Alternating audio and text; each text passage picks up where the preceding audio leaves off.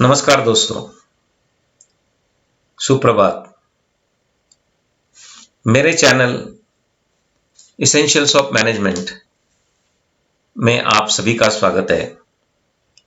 यह चैनल का उद्देश्य प्रबंधन शास्त्र और मुख्यतः पर्यावरण सुरक्षा और व्यावसायिक स्वास्थ्य प्रबंधन के शिक्षा एवं परीक्षण के परिणामकारकता के गुणवत्ता के परिमाणों के संबंध में उच्च कोटि के मापदंड प्रस्तुत करना है।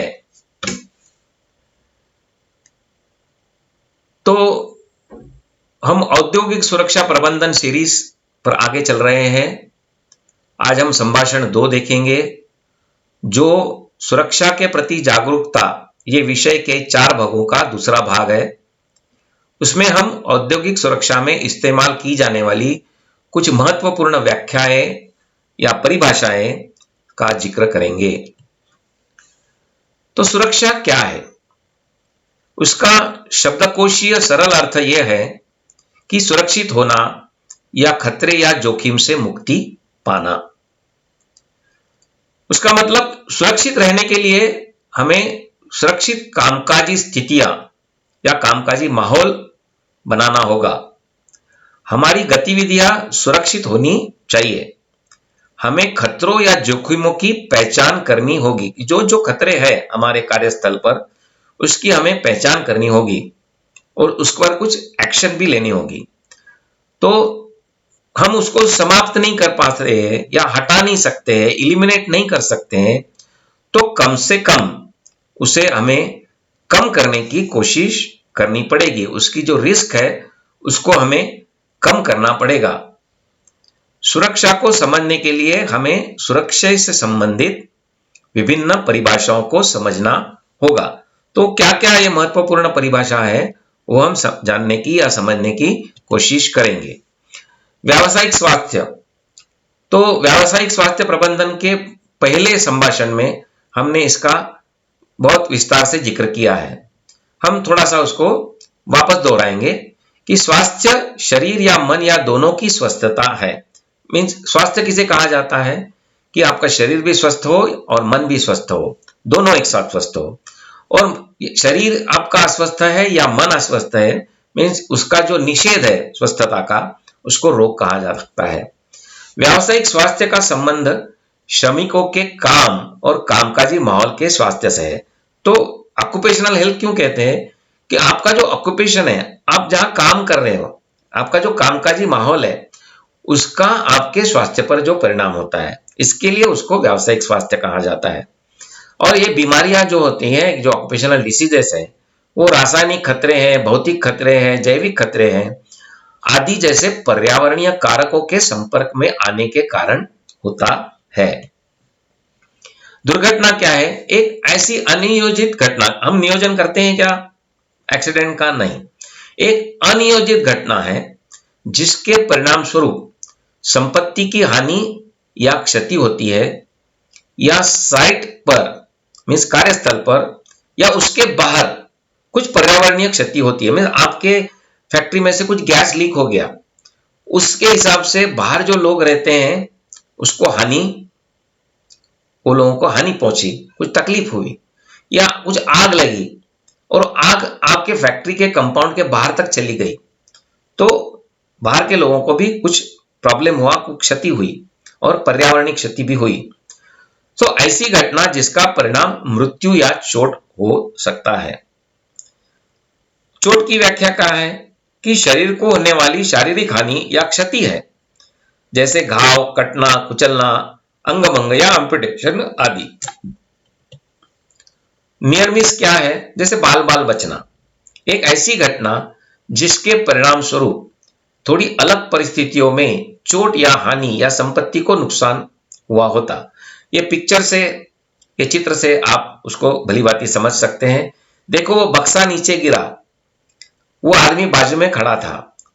समझो एक पल भर के लिए कि भी वो वहां खड़ा होता तो क्या होता कि उसके सर पर वो बक्सा गिरता और उसको बड़ी गंभीर चोट आ सकती थी। लेकिन वो जो थोड़ा सा बाजू में खड़ा था, इसके लिए वो बाल बाल बच गया। तो ऐसे इंसिडेंट्स को नियर मिस कहा जा सकता है।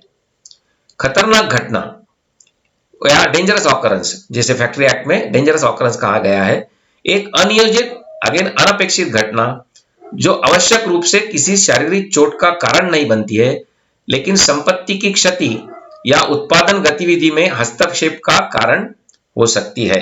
मीन्स वहां चोट नहीं आई, किसी की मौत नहीं हुई, लेकिन संपत्ति को नुकसान हुआ। वो संरचना का ढहना है, इमारत है का ढहना है, धुएं की चिमनी ढहना है, आग या विस्फोट है, बर्तन मीन्स वेसल, जो प्रेशर वेसल होते हैं, बॉयलर है, उसका फटना है, क्रेन या डेरिक आदि का ढहना है या पलट जाना है। तो ये सब खतरनाक घटनाएं कहा जा सकता है। खतरा मीन्स हजार, खतरे को किसी भी मौजूदा स्थिति के रूप में कहा जा सकता है, मीन्स जो कार्यस्थल में हो या कार्यस्थल के बाहर हो, लेकिन विशेष रूप से हमको कार्यस्थल पर जो खतरे होते हैं उसका जिक्र करना होता है। सो विशेष रूप से कार्यस्थल पर जो ऐसी परिस्थितियां हैं जिससे दुर्घटना या संपत्ति को नुकसान होने की संभावना है, उसको खतरा या हैजार्ड कह सकते हैं।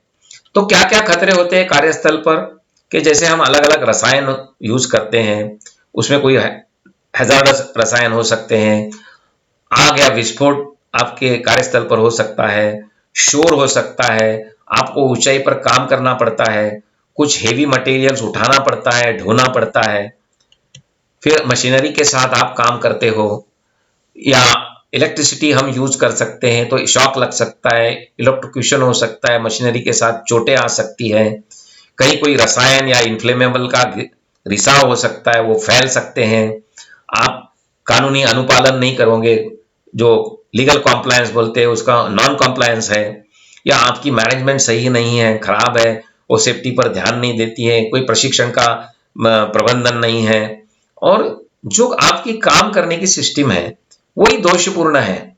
तो ये सब कार्यस्थल के खतरे गिने जा सकते हैं।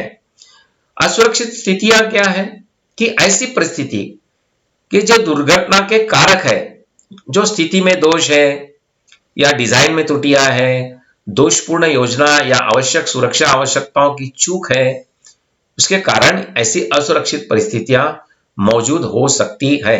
उसके उदाहरण क्या है, कि अपर्याप्त यांत्रिक सुरक्षा, यानी मशीन गार्डिंग नहीं है बराबर, मशीन या संयंत्र की दोषपूर्ण स्थिति, मीन्स उसका जो कंडीशन है मशीन का या प्लांट का वो डिफेक्टिव है, बहुत खतरनाक परिस्थिति में है, किसी मशीन या भवन का असुरक्षित डिजाइन है या निर्माण है, तो मशीन है वो उसकी डिजाइन ही वो अनसेफ है, और उसको जो बनाया गया है वो अनसेफ तरह से बना गया है, उसमें कोई सेफ्टी की प्रोविजंस नहीं है, आपकी बिल्डिंग है वो उसकी डिजाइन है वो गलत है, या आप उसको जब बनाते हैं उसको सही ढंग से बनाया नहीं है। खतरनाक प्रक्रिया मीन्स डेंजरस प्रोसेस है, डेंजरस ऑपरेशंस है, एंड डेंजरस अरेंजमेंट्स है, जिसको बोलते हैं कि व्यवस्था। अपर्याप्त या गलत रोशनी, सो इम्प्रॉपर आपका इल्यूमिनेशन है, इम्प्रॉपर वेंटिलेशन है, अपर्याप्त या गलत वेंटिलेशन है, असुरक्षित पोशाक आपने परिधान किया है, लूज कपड़े पहने हैं, ज्वेलरी पहनी है, विकिरण यानी कि रेडिएशन, और आयनाइजिंग और नॉन आयनाइजिंग रेडिएशन उसको बोलते हैं, अत्यधिक शोर या नॉइज है, जो हीट है। असुरक्षित वर्तन क्या है, कि वो असुरक्षित वर्तन में व्यवहार है जो दुर्घटनाओं का कारण बन सकते हैं, उसको हम अनसेफ एक्ट बोल सकते हैं। असुरक्षित ढंग से काम करना, जो भी आप काम कर रहे हैं वो पूरा अनसेफ वे में है, आप कोई भी सुरक्षा का ध्यान नहीं दे रहे हैं। बिना अधिकार के कार्य करना, जैसे कि आपको फोर्कलिफ्ट चलाने की या क्रेन चलाने की परमिशन नहीं है, आपके पास लाइसेंस नहीं है, फिर भी आप चलाने की कोशिश कर रहे हो, उसका वो क्या है, बिना अधिकार के काम करना। सुरक्षा उपकरणों को हटाना, उनके संचालन में परिवर्तन करना। सेफ्टी डिवाइसेस दिए जाते हैं मशीन में, जैसे कि भाई मशीन गार्ड है या इंटरलॉकिंग डिवाइस है, तो आप इंटरलॉकिंग डिवाइस को निकाल लोगे तो क्या होगा, कि आप जब गार्ड निकालोगे तो भी आपका मशीन चलता रहेगा, तो उसको हटाना, उसके संचालन में परिवर्तन करना। असुरक्षित गति से संचालन मीन्स अनसेफ स्पीड में काम करना, मशीन का एक सेफ स्पीड होता है, आप उसकी ज्यादा प्रोडक्शन की लालच में उसका ज्यादा स्पीड बढ़ाएंगे तो भी वो असुरक्षित है। असुरक्षित या अनुचित उपकरणों का उपयोग करना, जो इक्विपमेंट आप यूज करते हैं वो अनसेफ है, या प्रॉपर जो इक्विपमेंट चाहिए वो नहीं है, या वो सही है और सुरक्षित है, उसको आप असुरक्षित ढंग से उपयोग कर रहे हैं। फिर कार्यस्थल पर मजाक करना, खेलना, किसी को चिढ़ाना, किसी के साथ लड़ पड़ना, और पीपीई का उपयोग करने में विफलता। You are not using the proper PPE, mandatory PPE. Maybe you are aware कि आपको मालूम है कि इसको यूज करना है, फिर भी आप यूज नहीं कर रहे हैं, तो यह आपका असुरक्षित वर्तन हो सकता है। तो आपके जो सार्वजनिक व्यवहार में ऐसे कई उदाहरण जो पिक्चर में दिखाए गए हैं, फोटोग्राफ्स में दिखाए गए हैं, तो ऐसा हम काम करते हैं कि वो पूरी तरह असुरक्षित है, पूरी तरह वहां असुरक्षित वर्तन है। देखो वो रूफ में बिल्कुल उसके इस पर आके, एज पर आके काम कर रहा है। जो सीढ़ियां बनाई हैं वो एकदम मेकशिफ्ट टाइप की सीढ़ियां बनाई हुई है, और वो आदमी एक जगह से दूसरी जगह पर कूद के जा रहा है। तो ये सब क्या है? ये सब असुरक्षित परिस्थितियां हैं जहां काम कर रहे हैं लोग, और असुरक्षित वर्तन है। उसी प्रकार फैक्ट्रियों में भी असुरक्षित वर्तन हो सकता है, असुरक्षित परिस्थितियां हो सकती है। आप देख सकते हैं कि मशीन के पार्ट पर चढ़कर कोई काम कर रहा है, वहां वस्तुएं फैली हुई है, आपके गैंगवे में वायरिंग लटक रही है, लूज वायरिंग किया हुआ है। वो आदमी ग्राइंडिंग का काम कर रहा है, उसने दस्ताने नहीं पहने, उसने गॉगल नहीं पहना हुआ है। तो ये सब उद्योगों में जो असुरक्षित कार्य होते हैं या व्यवहार होते हैं, उसके उदाहरण हैं। जोखिम माने कि रिस्क, उसकी क्या व्याख्या है कि जोखिम परिणामों और संभावना का एक संयोजन है। It's a combination of the consequence and the probability, जो किसी विशेष खतरे से होने वाले नुकसान का एहसास कराती है। कोई एक हैजार्ड होता है, जब हैजार्ड होता है तो उसकी जोखिम होती है, हैजार्ड नहीं है तो जोखिम नहीं है। और जब हैजार्ड रियलाइज होता है तभी वो जोखिम आपको एहसास होता है, क्योंकि उसके कोई परिणाम होते हैं, और वो हैजार्ड रियलाइज होने की कुछ संभावनाएं होती है, उसकी कुछ प्रोबेबिलिटी होती है। तो वो समझो कि वो रियलाइज होता है तो उससे क्या नुकसान हुआ, और वो रियलाइज होने की संभावना क्या है, उसका जब हम अभ्यास करते हैं, उसका जब हम एहसास कराते हैं, उसको हम जोखिम या रिस्क बोलते हैं। तो जोखिम का जो ये है, उसको जो फैक्टर है, उसका संभाव्यता और परिणाम का ये एक गुणाकार है।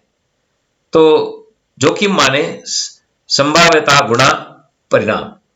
दूसरे शब्दों में यह संभावित हानि या हानि की संभावना की अभिव्यक्ति है। इसे दुर्घटना घटित होने की संभावना के रूप में व्यक्त किया जा सकता है। तो यह समझने की कोशिश कीजिए कि जैसे संभावना बढ़ती है तो जोखिम बढ़ती है, और जैसे नतीजे या परिणाम बढ़ते हैं तो जोखिम बढ़ती है। रिस्क के बारे में, रिस्क मैनेजमेंट के बारे में हम बहुत विस्तार से आगे देखेंगे। तो दोस्तों, ये वीडियो देखने के लिए धन्यवाद। आगे फिर वीडियो देखते रहिए। संभाषण 3 पर जाइए, उस पर स्विच करें, वहां हम दुर्घटनाएं और उसके कारणों का जिक्र करेंगे। दोस्तों, ये चैनल को लाइक, शेयर, कमेंट और सब्सक्राइब करना ना भूले। फिर एक बार धन्यवाद। शुभ दिन।